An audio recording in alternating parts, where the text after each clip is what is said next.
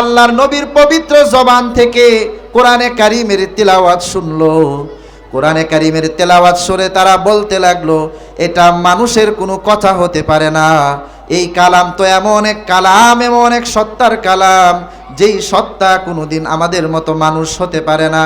এই কোরআন শোনার পরে সাথে সাথে তারা কালিমা পড়ে মুসলমান হয়ে যায়।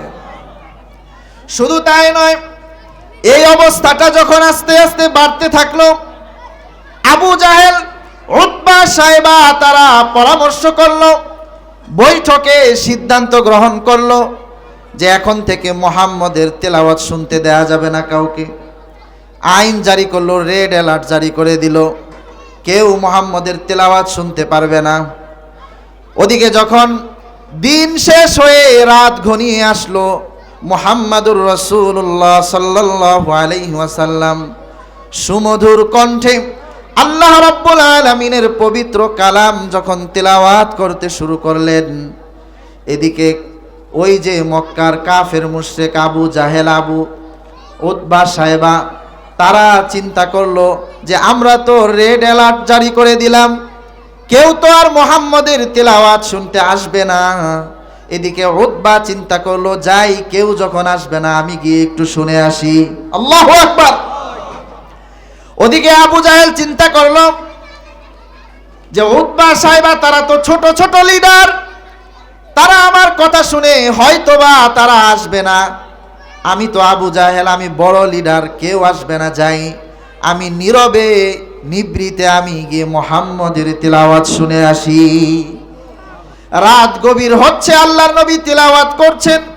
তেলাওয়াত শুনতে শুনতে এমন এক পর্যায়ে সময় অতিবাহিত হতে হতে পাখিদের কিচিরমিচির আওয়াজ শোনা যাচ্ছে। পাখিদের কিচিরমিচির আওয়াজ শুনে তারা বুঝতে পারলো যে রাত শেষ হওয়ার পথে। তারপরে তাদের চেতন ফিরে আসলো। দৌড়াতে দৌড়াতে যখন তাদের গন্তব্যে চলা শুরু করলো, তিন রাস্তার মাথায় এসে তিন কাফের একত্রিত, তিন নেতা একত্রিত হয়ে গেল। উতবা সাইবার দিকে তাকায়, কি ব্যাপার সাইবা, কালকে না আইন জারি করলা? সাইবা বলে, আরে ভাই, আমি তো ছোট নেতা, তুমি দিয়ে আইন জারি করলা, তুমিও তো সেখানে ছিলা।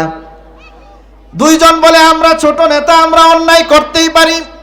আবু জাহেলের দিকে আঙুল তোলে বলে বলতেছে, ওগো আবু জাহেল, তুমি না আমাদের সবার লিডার, আমরা না এসেছি, তুমি কেন আসলা? এবার তিনজন বলতেছে, না না, আর এমনটা করা যাবে না, কারণ আমরা নেতারা যদি এই পলায়া পলায়া আল্লাহর নবীর তেলাওয়াত শুনি, তাহলে এই খবর যদি ছড়িয়ে যায়, তাহলে সমস্ত মক্কাবাসী আল্লাহর নবীর তিলাওয়াত শুনে মুসলমান হয়ে যাবে। চলো, রাত শেষ হওয়ার আগে আমরা আমাদের গন্তব্যে চলে যাই, তওবা করতেছি, আর মুহাম্মদের তিলাওয়াত শুনবো না। পরের দিন প্রভাত হলো, আবার রাত অতিক্রান্ত হলো। রাত যখন আবার শুরু হলো, রাত্রি যখন আবার শুরু হলো, আবার যখন রাত গভীর হয়ে গেল, এদিকে উতবা চিন্তা করে, যেহেতু কালকে আবার কসম খাইছি, সুতরাং আজকে মনে হয় আর কেউ আসবে না, যাই, এবার আমি যাই। সাইবা মনে করলো, আর মনে হয় কেউ আসবে না, আমি যাই। আবু জাহেল চিন্তা করলো, যেহেতু কঠিনভাবে বলে দিছি, আজকে মনে হয় কেউ আসবে না, মনে হয় কেউ আসবে না, যাই, আমি আজকে গিয়ে একটু তেলাওয়াত শুনে আসি। আবারও যখন আল্লাহর নবীর তিলাওয়াত যখন শুনতেছিল, আবারও গত রাতের মতো রাত অতিবাহিত হয়ে গেল, তারা বলতেও পারলো না। আবার পাখিদের কিচিরমিচির আওয়াজ শুনে তারা পালাতে লাগলো। আবারও ঠিক একই জায়গায় এসে দেখে উতবা, সাইবা, আবু জাহেল, মক্কার বড় বড় কাফেররা আবারও একত্রিত হয়ে তারা একসাথে মুখোমুখি হয়ে গেল। আর বলতেছিল, হায় হায়, এই তেলাওয়াতের মধ্যে আল্লাহ পাক কি এবং মধু রেখেছে, হাজারো চেষ্টা করার পরেও আমরা নেতা হয়েও নিজেদেরকে নিয়ন্ত্রণ করতে পারছি না। আল্লাহু আকবার। এটা হচ্ছে আল্লাহ পাকের কোরআনে কারীমের তিলাওয়াতের মুজিজা। শুধুমাত্র কোনো ব্যক্তি যদি নিয়মতান্ত্রিক ভাবে আল্লাহর কালামটাকে তিলাওয়াত করে, কারণ এই কোরআনের বৈশিষ্ট্য হচ্ছে দুইটা, আর সমস্ত আসমানি কিতাবের বৈশিষ্ট্য হচ্ছে একটা। কোরআন যেমনি ভাবে কিতাবুল্লাহ আবার কালামুল্লাহ, কারণ কোরআনটা হচ্ছে আল্লাহর কালাম। কথা বলেন, কোরআনটা কি? কোরআনটা বাবা আল্লাহর কালাম।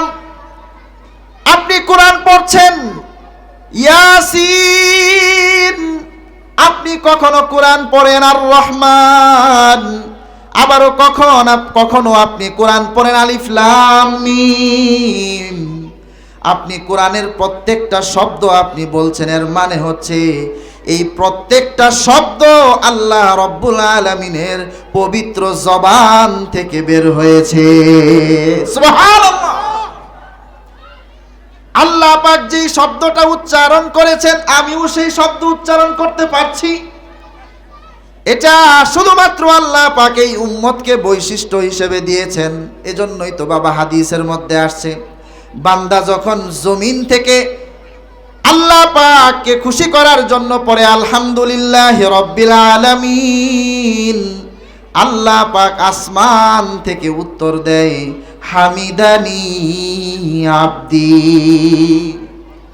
বান্দা জমিন থেকে প্রশংসা করছে আল্লাহর, সমস্ত প্রশংসা আল্লাহ তাআলার। আল্লাহ রাব্বুল আলামিন আসমান থেকে উত্তর দেয় হামিদানি আব্দি, আমার বান্দা আমার প্রশংসা করতেছে। বান্দা যখন বলে আর রহমানির রহিম, আল্লাহ আসমান থেকে বলে আসনা আলাইয়া আব্দি, বান্দা বলে মালিক ইয়াউমিদ্দিন, আল্লাহ পাক উত্তর দেয় মাজ্জাদানি আব্দি। আল্লাহু আকবার। তাহলে আমি তেলাওয়াত করছি, আমার তেলাওয়াতের জবাব দিচ্ছেন কে? সুতরাং বোঝা গেল কালামুল্লাহ, আমি তেলাওয়াত করছি মানে আমি স্বয়ং আল্লাহ রব্বুল আলামিনের সাথে কথা বলার সুযোগ পেয়েছি। এই সুযোগ যদি আমি হাতছাড়া করে ফেলি, আমার থেকে আপনার থেকে কপাল পোড়া দুনিয়াতে আর কেউ নাই। কোরআন এটা এত পাওয়ারফুল একটা আমল, কিয়ামতের ময়দানে সবাই সুপারিশ করবে, আল্লাহ পাক সুপারিশ কবুল করবেন। কিন্তু একটা সুপারিশ যেটা সব থেকে পাওয়ারফুল সুপারিশ, যেই সুপারিশের ব্যাপারে কোরআন আল্লাহর হাবিব হাদিসের মধ্যে বলেছেন, অলরেডি আগে থেকে ঘোষণা দেওয়া হয়ে গেছে, আল কুরআনু শাফিউন ওয়া মুশাফফাউন। কোরআন এমন সুপারিশকারী যার সুপারিশ আল্লাহ পাক রব্বুল আলামিন কবুল করবেন। সুবহানাল্লাহ। সুতরাং কোরআনের সুপারিশ যদি আমার পেতে হয়, তাহলে কোরআনকে পড়তে হবে কিনা?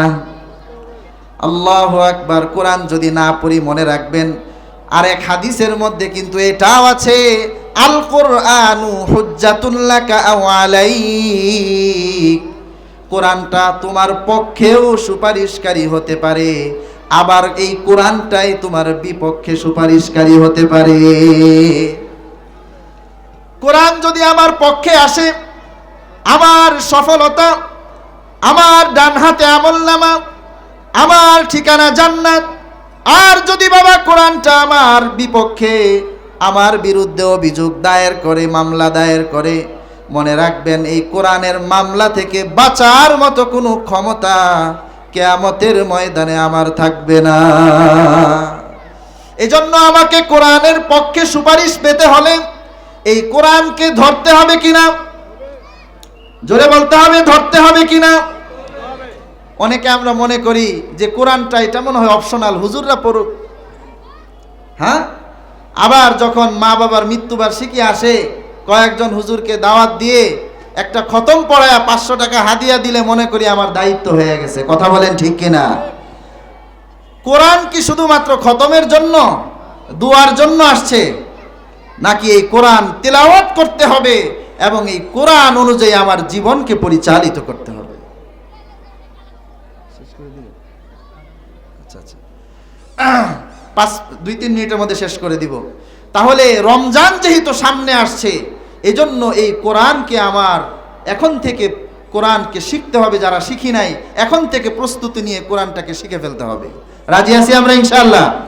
হ্যাঁ, রমজানে একটা হরফ পড়লে রমজান ছাড়া কয় নেকি? 10 নেকি। আর রমজানে পড়লে আল্লাহু আকবার 70 গুণ সওয়াব।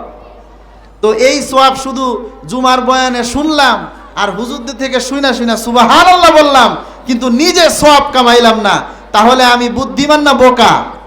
আমার থেকে বোকা দুনিয়াতে কেউ নাই, আল্লাহর রাসূলের ঘোষণা। কারণ বুদ্ধিমান সে যে দুনিয়ায় থেকে আখিরাতের সামান সংগ্রহ করে। এজন্য যেহেতু রমজান সামনে চলে আসছে, আসুন আমরা প্রত্যেকে যার যার জায়গা থেকে কোরআনটাকে শুদ্ধ করে পড়ার চেষ্টা করি, বুঝার চেষ্টা করি, ওই অনুযায়ী আমল করার চেষ্টা করি। আল্লাহর রাসূল 4টা মিশন নিয়ে দুনিয়াতে এসেছিলেন, এর মধ্যে প্রথম মিশনই ছিল যে কোরআনকে তেলাওয়াত করা। 2 নাম্বার হচ্ছে নিজের আত্মাকে পরিশুদ্ধ করা। নিজের আত্মার মধ্যে অহংকার, অনেকগুলো রোগ আছে, রোগগুলো পরিশুদ্ধ করা আলেমের সোহবতে গিয়ে। 3 নাম্বার হলো সুন্নাহ। এই যে শেষ করে দিন, আবার বলুন, শেষ করে দিব, চিন্তা করবো। 2 নাম্বার হলো আত্মাকে পরিশুদ্ধ করা, আর 3 নাম্বার হচ্ছে ওয়ায়ুআল্লিমুহুমুল কিতাব, এই কিতাব কোরআনের আহকামগুলো জেনে জেনে আমল করা, এবং ওয়াল হিকমা, আমার পুরা জীবনটাকে আল্লাহর নবীর আদর্শের উপরে উঠানো, সুন্নাহ অনুযায়ী নিজের জীবনকে পরিচালনা করা। এই 4টা বড় বড় মিশন নিয়ে আল্লাহর রাসূল দুনিয়াতে আগমন করেছেন।